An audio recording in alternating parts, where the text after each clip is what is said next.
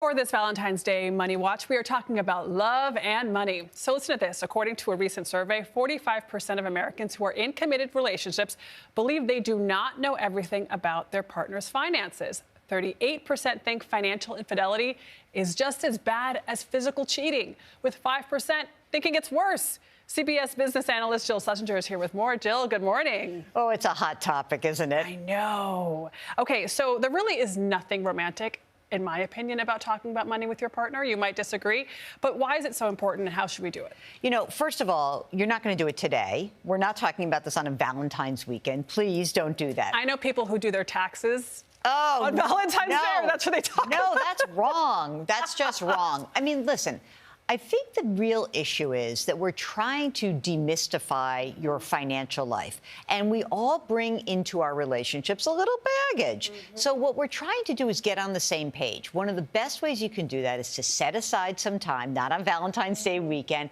and talk about your various financial life aspects. So what are we talking about? We're talking about saying you're building your balance sheet, what you own and what you owe. This is where you are bringing together your total lives. You are finally disclosing that secret credit card that you may be a little bit stuck into the back of the closet there. And I think it's important to do this because if you are going to try to reach certain goals, we want to buy a house, we want to retire, we want to send our kids to college. If you don't know the full picture, how are you going to get there? So most couples have at least some money that they have separately, right? But 38% of couples keep funds all in joint accounts. When do you know when it's best to have split accounts or joint? There's no rule of thumb. The most important thing is that you are disclosing all the accounts and that you are actually making sure that the system works for you. Let me give you an example. If there are two working people who marry later in life, you have your own systems. It's okay. You can manage your own money. You might say we have a joint account for the household expenses. Whatever system you use, if it works for you, it's great. I'm not one of these people who's going to tell you, keep all your money together, keep all your money separate. It doesn't matter. It's what works for you, but do share the information. Again, why is the sharing so important? Because even if you're the one who's like, I hate doing money, you have to be informed. If something happened to your spouse and you didn't know where the bill-paying system was, what the investments are, what the passwords are, you are flying blind. It's a terrible way to proceed in your life. So like we mentioned earlier, 38% of Americans think that financial infidelity is just as bad as physical infidelity. Is it really that bad? And what are the red flags? Okay.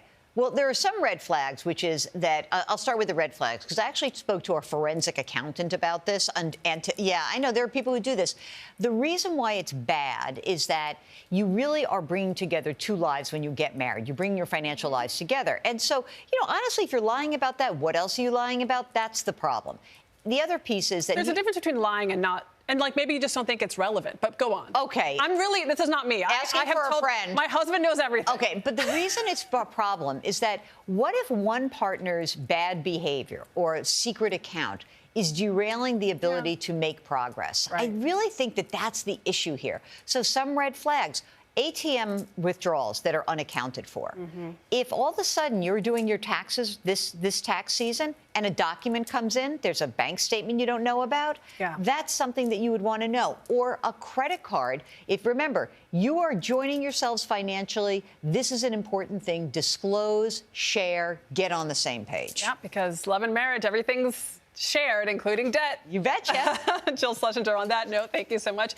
And if you have a question about your financial life, you can email Jill at askjill@cbs.com. She could answer it during an upcoming segment.